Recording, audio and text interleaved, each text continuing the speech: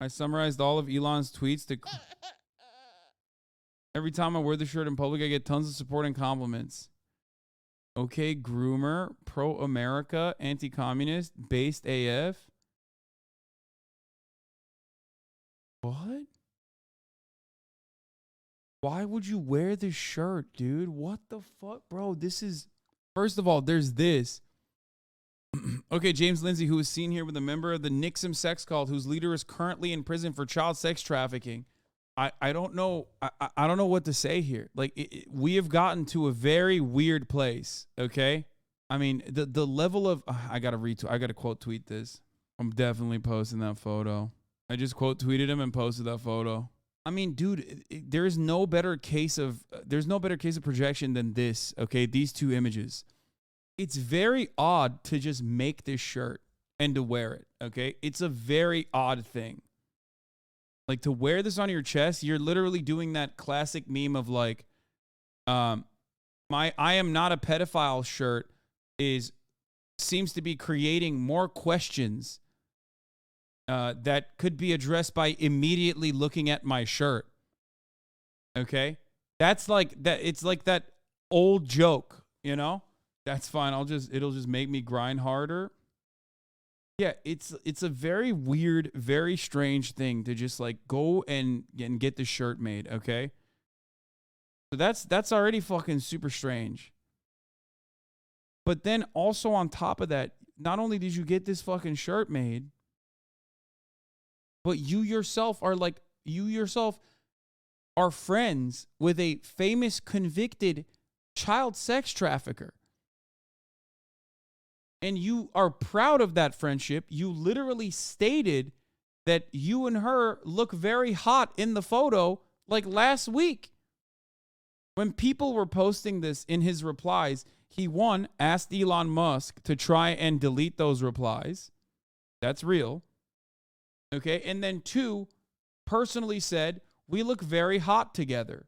Can you explain what's going on? This is conceptual James Lindsay. He's like some fucking weird math guy who was famous for like basically theory posting on the right by going intricately and in depth into leftist theory and why it's like antithetical or whatever. We've watched a bunch of his videos. He's just like kind of a fucking weirdo. I mean, not even kind of, a super weird guy. Well, turns out, like, I mean, he's a basic conservative, okay? He's a basic conservative. He was, like, super anti-CRT and, like, tried to describe it in the nerdiest way possible, and I think that it was, like, broadly unappealing because he himself also has, like, awful fucking vibes, okay? Remember, vibes are important when you're trying to make an argument, right? So he had, like, super fucked vibes already. And for that reason, you know, he never really made it that big. He never struck it that big. Also, he's like really, really into theory. Like, unlike Jordan Peterson, who has read none, he actually has done a little bit too much reading, if you ask me. It turns out this guy, who is like a side character in the conservative universe, apparently has been enraging the groomers, okay? Right? In his world. In his little world. And he posted this shirt, okay, groomer, pro-America, anti-communist, based AF, and said, every time I wear the shirt in public, I get tons of support and compliments. But the funny part about this is that he is literally, this guy, James Lindsay, is photographed with Nikki Klein, who is the leader of the Nexium, I don't know how to fucking say it correctly, sex cult leader, who's currently in prison for sex trafficking. Nexium. Not Nexium. Nexium. Sorry. Not only has he posed with her, he has actually defended his friendship with her as well. Oh, sorry. Nikki Klein is just a member of Nexium. Not the leader. She's not the leader, but was married to Allison Max, who led the DOS sorority. The leader is Keith Raniere, but he's in prison. So she was in the child sex trafficking cult, and she is like, you know, a defender of the leader of the child sex trafficking cult and is close to the leader of the child sex trafficking cult. And not only that, but it's not like, oh, he blocked me, I think.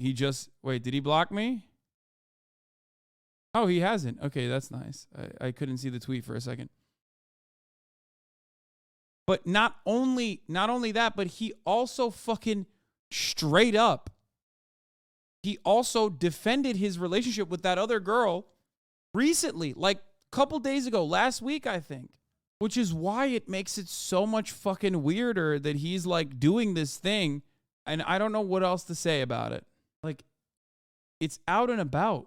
People fucking know about it. What is Pac-Man fever and who's likely to get it? Now, just about any. Let's watch a little bit more about Nexium. Pac-Man has come out of the video arcade from friend of the show, Philion, from a month ago. Closet and is moving into your living room. For many people, there's only one way to unwind after a tough day of playing Pac-Man when the wrist is sore and the thumb is blistered, and that's to read a good book. But many people say the book tells you nothing. One of them, a math, physics, biology major from RPI, Keith Rainier. You've seen financial scam corporations and you've seen nefarious cults, but has anyone ever succeeded in putting them together? Did you cover the protests in China? I have yet to cover the protests in China, but I will. Founded in 1998 and based in Albany, New York, Nexium was a self-proclaimed personal development MLM or multi-level marketing company. Wealthy members would offset their entry costs by recruiting new members. In other words, a pyramid scheme. Nexium attracted a variety of notable individuals, including actors and children of powerful oligarchs. But Nexium was not always affluent or well-known. In fact, it began under a different name: Executive Success Programs. The name sounds straight out of a corporate starter pack. Executive Success Programs. Hustlers University, baby. Hustlers fucking University. Were courses designed to, quote, actualize human potential in business, relationships, and interpersonal connections. The program was marketed as a series of workshops that ensured you could be successful in all areas of life. A proverbial fix-all that appealed to people looking for a sense of community, accomplishment, or extrinsic motivation. Nexium has two founders, President Nancy Salzman, nicknamed Prefect, and Keith Rainier, leader, co-founder, and mastermind behind the grand manipulation that would transpire, also known as Vanguard. You would think that these are Call of Duty clan names, but in fact, they are actually characteristics of a cult. As a young adult, Rainier was intrigued by Isaac Asimov's science fiction novel, Second Foundation. Bro, dude, all of these fucking cults, man, every single one is just like, it's always science fiction. These motherfuckers will literally read science fiction and go, that's the real world now for me. How? I mean, famously, L. Ron Hubbard, science fiction writer.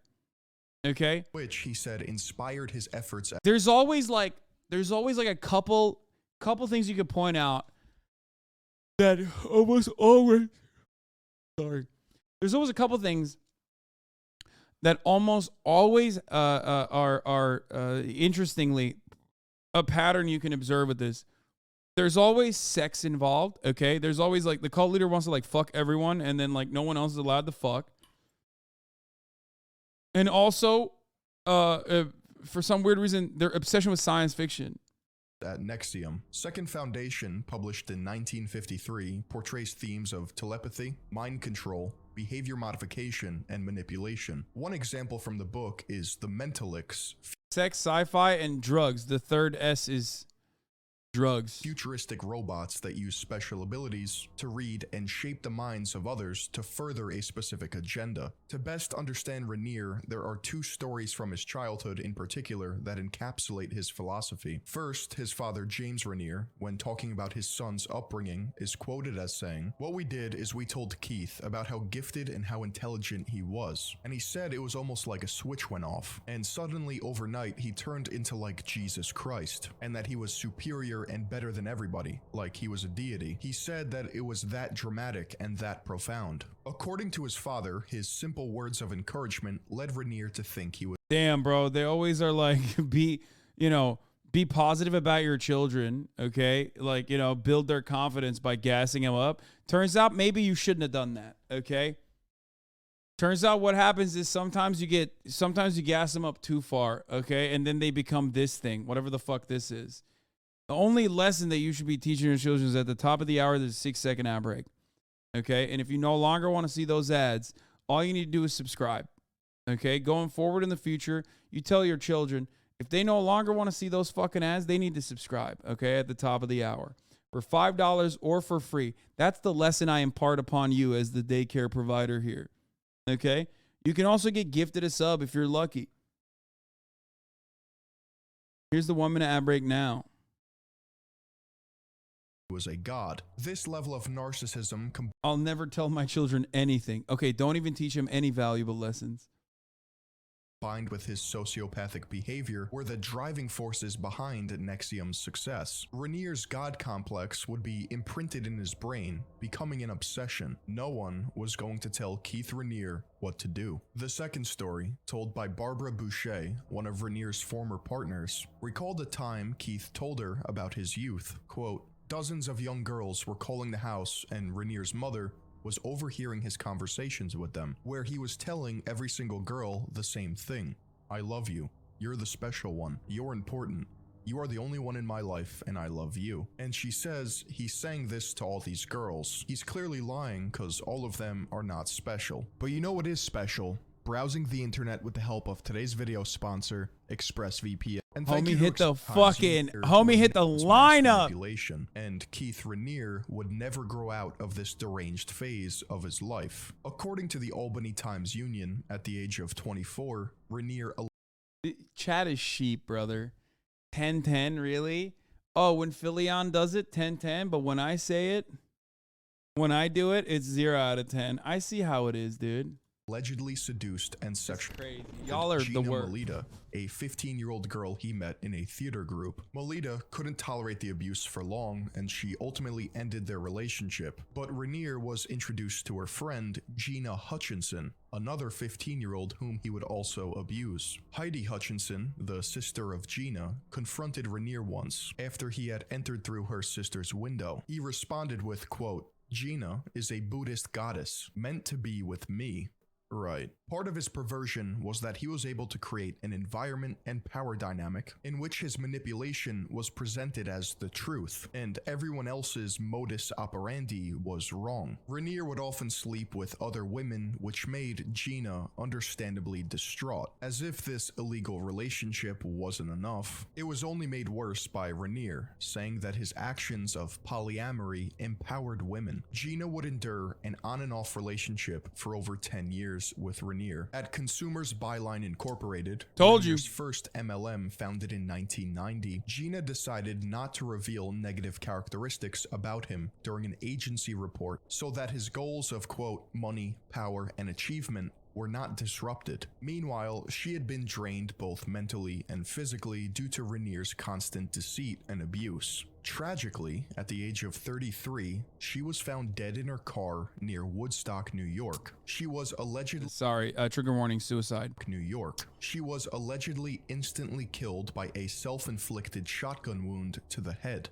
Gina's was corroborated by police and autopsy reports, but theories online speculate that she may have been killed by Rainier. Heidi Hutchinson, to this day, believes Rainier caused Gina severe emotional stress, resulting in her death. In the same year his MLM was founded, Rainier met Tony Natalie, a top seller of CBI who would soon divorce her husband and start a relationship with him. The structure of CBI led to 25 different states investigating the company, but ultimately New York would pursue them legally, filing a lawsuit alleging the company was a pyramid scheme. And in 1996, the Attorney General of New York permanently shut down Consumers Byline Incorporated. According to the Times-Union, Rainier was forced to pay a $40,000 fine and sign a consent order preventing him from, quote, promoting, offering, or granting participation in a chain distribution scheme. However, Keith Rainier's habits would not change. He went on to create other businesses that failed, all while smooth-talking or abusing women into sleeping with him. Christine Milanikos, winner of the title Miss Michigan, met Rainier in 1998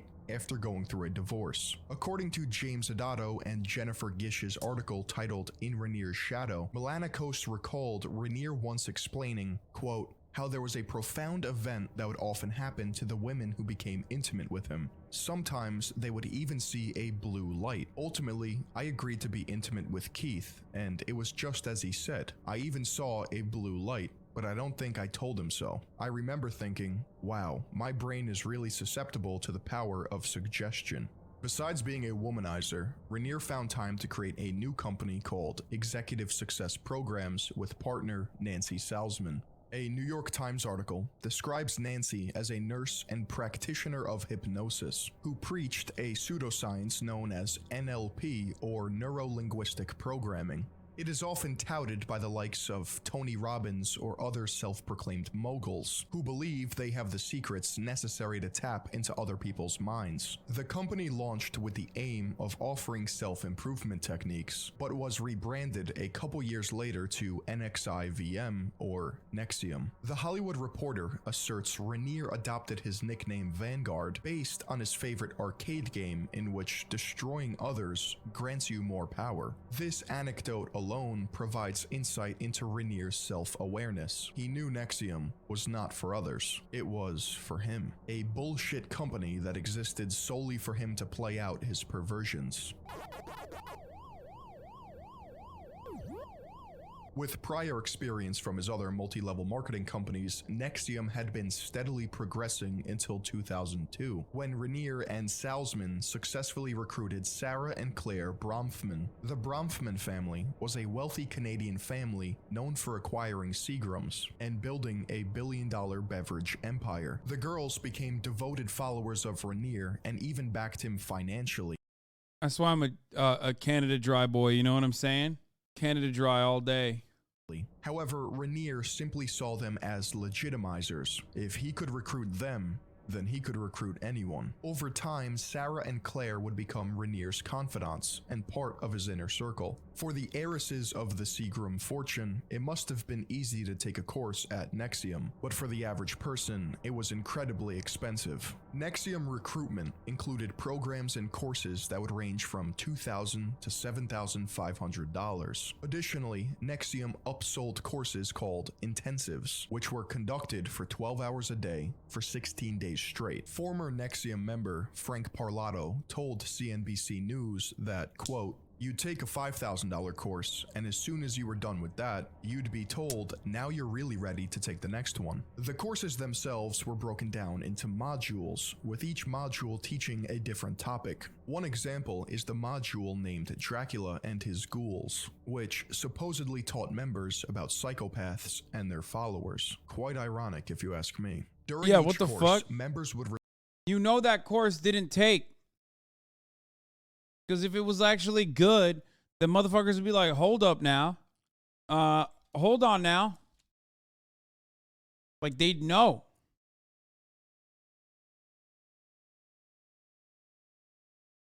They get it. By the way, for those of you who are wondering how we got here, remember, this is the reason why we got here. The guy, James Lindsay, is like friends with one of the cult members who like still defends the cult leader who is now in prison for child sex trafficking. So just remember that. And he like still defends her. Recite the 12-point Nexium mission statement, pledging to purge themselves of, quote, all parasite and envy-based habits, to enroll others, and to ethically control as much of the money, wealth, and resources of the world as possible within my success plan. This ethos fooled many members, as the exact opposite was playing out without their knowledge. For one particular member, Nexium may have taken their purge to a new level. In 2002, Kristen Snyder had seen an advertisement about Nexium, aimed at helping individuals unlock their potential. For over a year, Snyder eagerly participated in Nexium classes until she attended a 16-day intensive course in Anchorage, Alaska. Her spouse, Heidi Clifford, told the Times-Union Snyder had become, quote, sleep-deprived, delusional, and during her stay at the intensive, Snyder was last seen leaving her hotel in distress. To this day, no one is certain what actually occurred, but Anchorage police speculate Snyder traveled to Resurrection Bay, where she committed by deliberately capsizing in a kayak. Her disappearance or death is still a mystery, but an apparent note found by police gives us insight into her final thoughts. I attended a course called Executive Success Programs, also known as Nexium, based out of Anchorage, Alaska, and Albany, New York. I was brainwashed, and my emotional center of the brain was killed or turned off. I still have feeling in my external skin, but my internal organs are rotting. Please contact my parents if you find me or this note. I am sorry, life. I didn't know I was already dead. May we persist into the future. On the second page, she wrote, no need to search for my body. Wherever Rainier would go, death followed. By 2003, Nexium had approximately 4,000 people take part in their courses, though it wouldn't be until 2006 when Rainier would find his most dedicated recruit. Kristen Crook, best known for her role in the series Smallville, joined Nexium. Almost immediately after, co-founder Nancy Salzman and her daughter Lauren traveled to recruit more members with perceived fame or leverage. They found Crook's Smallville co-star Allison Mack. Allison joined Nexium, but unlike Crook, who would go on to leave the cult, Allison grew to enjoy it.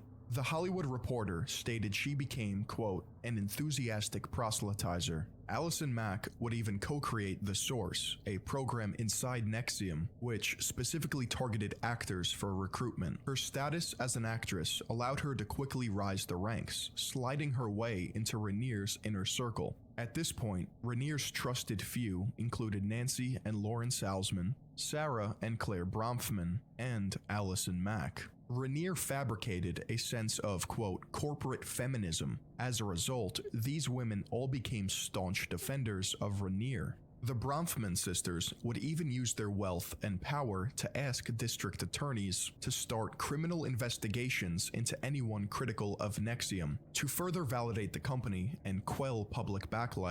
Girl boss shit, dude. Fucking girl boss shit. Rainier decided to create the Knife of Aristotle, a Nexium-affiliated news company. According to multiple journalists, including Iker Sposio, Mary Von Au, and Brock Wilbur, fake staff members hired journalists to gain media approval, and the Knife of Aristotle was considered a cult-like fake news factory. However, Rainier's fake news wasn't... Bro, I hate to make this joke, especially because I look the way I do, but why the fuck do all cult leaders look like this? Yes, I'm aware I kind of look like that right now, okay? I know, but like also, come on, dude! What the fuck? Christ. Enough. So he and his faithful followers sought to distance themselves from possible It's just cult a look. allegations. One way he accomplished this was by co-founding the World Ethical Foundation's Consortium, a non-profit organization which sponsored a meeting with the Dalai Lama in 2009. The Dalai Lama visited the Nexium headquarters in Albany, where he spoke on stage about morality and inner values. The entire endeavor was said to have cost around $2 million. Let's keep it a $150 here, okay? Maybe the Dalai Lama doesn't have the fucking superpowers, okay? That's all I'm gonna say. How the fuck did you get duped into pushing this shit, dude?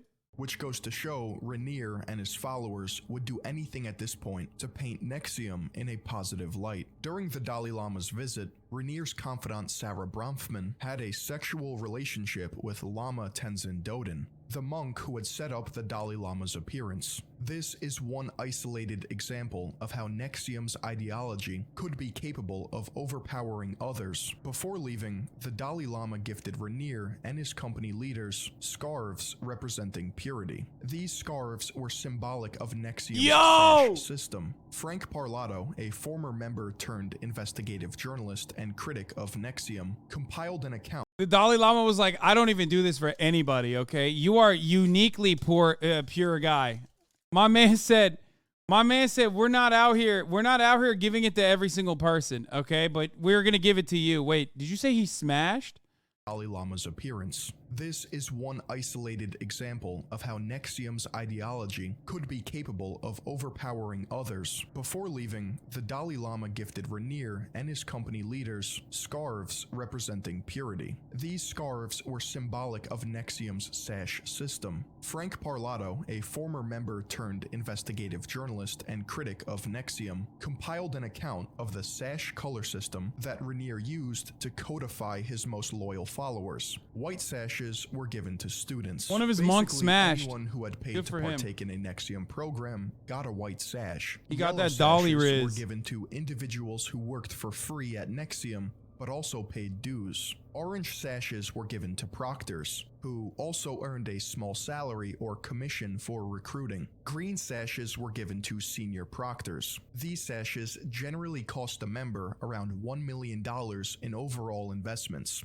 Blue sashes were for counselors and could cost around $5 million. These members made a salary, but nothing compared to the money that they put in. Purple sashes were reserved for senior counselors, and according to Parlato, this level was extremely hard to reach, and over the course of the company, only 3 people ever did. Gold was the last sash, and it was dedicated towards the perfect co-founder, Nancy Salzman. And Rainier? He wore a white sash because he thought of himself as a student, always there to learn. You all have to judge your guru.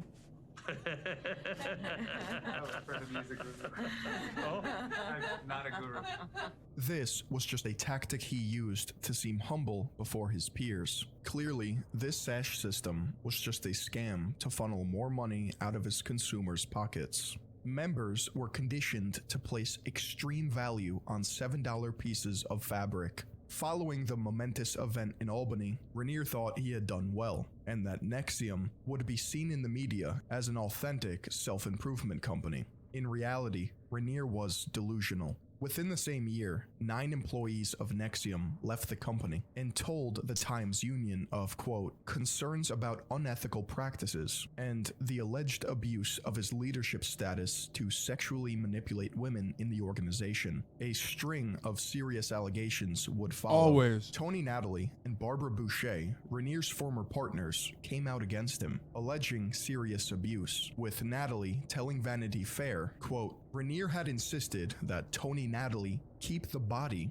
of her dead puppy in her garage freezer and to look at it daily. The only explanation for Rainier's orders is sadism. The victims of Rainier's abuse began to grow bolder as more and more women came forward, and Nexium's veneer began to fade. In 2012, the Times-Union published an expose detailing 3 separate accounts in which Rainier abused underage girls. In 2014, 5 years after the Dalai Lama's visit, Kristen Keefe, another longtime partner of Rainier, decided to break from his group and left with Galen, Rainier's first child. According to James Adato, she fled with her son, leaving an email stating, quote, I have full, sole, legal custody of Galen. Keith was experimenting on him. I had to get Galen away.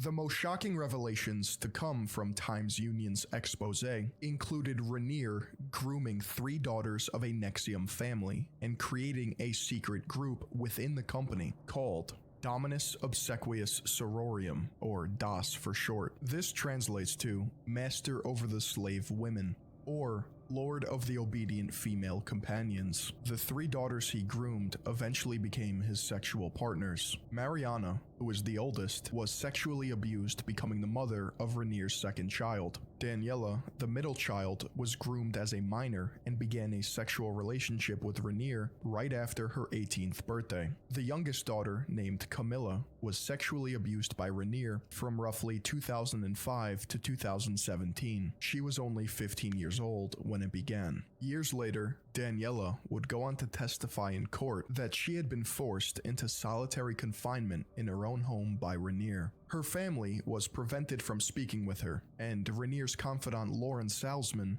was in charge of making Daniela, quote, learn from her mistakes. For 2 years, she was unable to leave a dark room with only a mattress, pen, and paper. Rainier's sexual abuse of these three sisters was proven using prolific evidence such as Daniela's testimony, hospital records, as well as sexually explicit images of the girls in his home. However, sexual predation, assault, and was not enough for Rainier. A sick sociopath like himself needed more power. Thus, he secretly built a sex cult within Nexium to perpetuate his darkest motives. By design, Rainier was the only male member of DOS, going by the alias Grandmaster. It is estimated that over 150 women joined DOS, the first members being Allison Mack, Lauren Salzman, and Nikki Klein, a Canadian actress best known. Nikki Klein is the person. Nikki Klein is the person that is the reason why we're watching this right now. Nikki Klein is the person that that fucking James Lindsay, Conceptual James. By the way, this is Nikki Klein. I would like to thank the leftist haters and bots for reminding me so many times about a fun day I had with my friend Nikki Klein. Nikki Klein here says, it was a lot of fun. Your haters should try it sometimes. James Lindsay is the fucking right-wing guy who's like, okay, groomer. Who's posting about, okay, groomer. Understand. She's literally the fucking, like, third in line for DOS. Like, for her performance. Like an actual child sex trafficker, dude. An actual groomer. A literal fucking groomer, dog. In sci-fi television series Battlestar Galactica, Lauren Salzman, one of Rainier's most trusted members, explained the meaning behind DOS as a way to worship Rainier and foster an environment of, quote, total obedience and secrecy. Rainier was able to convince women to join his cult because he told them that it was for women only and that they would feel empowered. The structure was almost exactly the same as his other MLM businesses. Women in DOS would recruit slaves, who would then be expected to recruit slaves of their own in order to eventually become masters. Each slave owed service to not only their master, but the master of their master, and so on, with Rainier being at the top of the pyramid. Rainier was able to maintain control over DOS by collecting collateral, which was highly damaging pictures, videos, or financial information pertaining to each member. This is super typical of cults. This collateral would be released if any of the women tried to leave the cult. The women of DOS had to also adhere to Rainier's preferences. For example, he liked women exceptionally thin, so he implemented an extremely restrictive diet and documented their food intake. Some of the women in DOS were even branded with a cauterizing pen. The women would go to Allison Mack's home and be filmed as collateral, fully naked and branded with Rainier's initials. Rainier hid the fact that it was his initials from a majority of the women because he knew how demented it was, and only those fully committed to him could be trusted with his true vision. Audio recordings of Rainier were played at his trial, which stated, quote, the person should probably ask to be branded. They should probably say that before they're held down, so it doesn't seem like they're being coerced. Rainier believed that DOS would grow to spread across the entire United States. He pictured his cult growing to encompass thousands of members, filled with women who had power and influence but were blackmailed to still be his slaves. It's not hard to believe that any of Rainier's relationships were consensual. The responses for his actions are horrific, and some of you may not want to hear this. There are a few women who I've spoken to and counseled that say they never had an orgasm in their life until they were.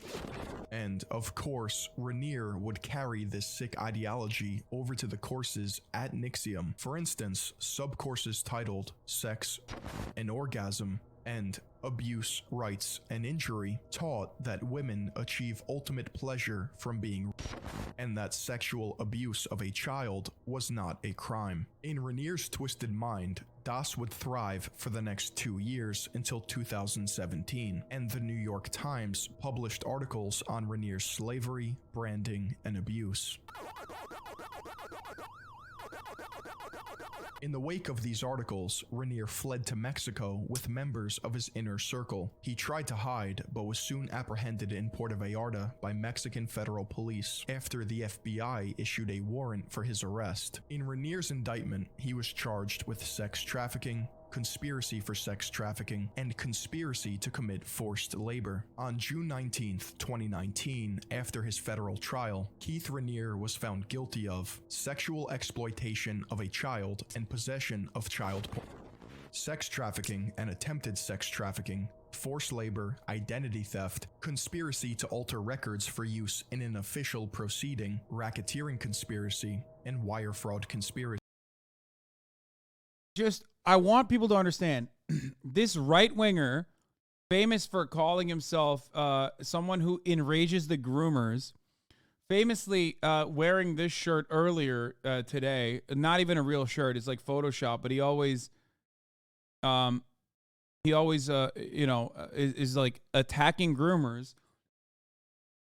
He's literally openly stating how fun it is that he loves hanging out with one of the fucking top G's, one of the top groomers in the sex cult that you're watching. Okay? So understand, when right-wingers talk about shit, it's projection, okay? Almost always projection. These are the people who literally think being gay, okay, being a queer person that is around children automatically makes you a fucking groomer, but actual fucking groomers are not real groomers, okay? Like that's crazy.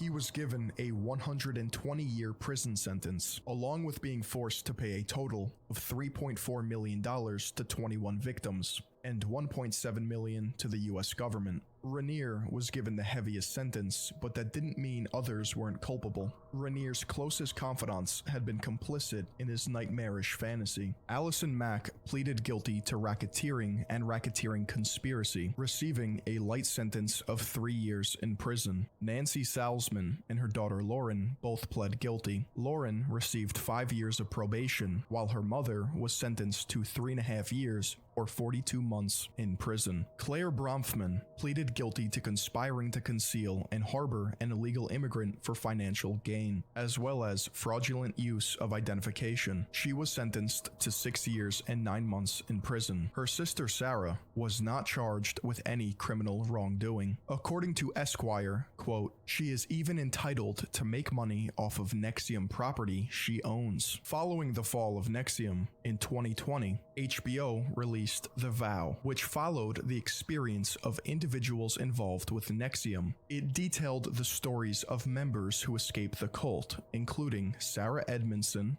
Mark Vicente, Bonnie Peace, Anthony Ames, and Catherine Oxenberg. The docuseries includes footage shot by Vicente as part of Nexium's plan to constantly document Rainier for future generations, and to showcase how wise he was. Starz also premiered a true crime docuseries into this corporate cult called Seduced: Inside the Nexium Cult. This series follows India Oxenberg, or the daughter of Catherine, a former member of Nexium who had a hard time coming to the realization that the self-help organization she trusted was truly a cult. Additionally, other women from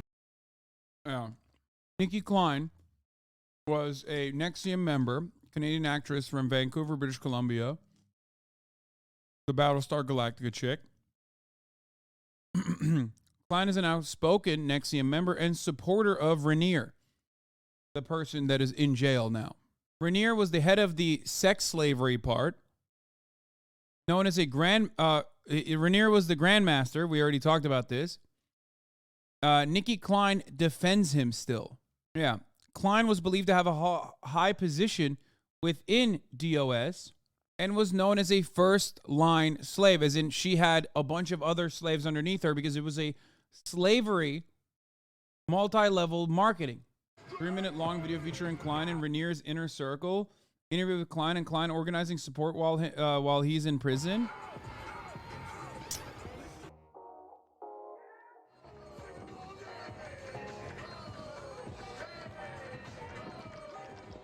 So my name is Eduardo Asunsolo, and I'm one of the founders of the Forgotten Ones. We come and we dance for the people inside of MDC Brooklyn. Because of COVID, they haven't had visits in like 6 months almost. It's been, I guess, that they have something to look forward to, which seems to be really, really good for them.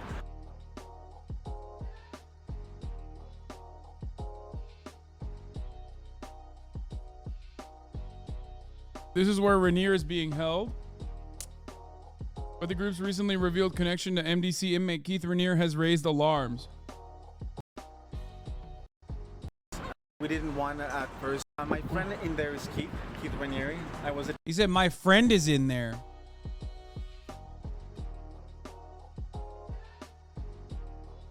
My friend in there is Keith Rainier. I was a teacher in Nexium for 10 years, which, you know, that's why we didn't want at first to say who we were, because we knew it was going to be done, it was going to be made about these things.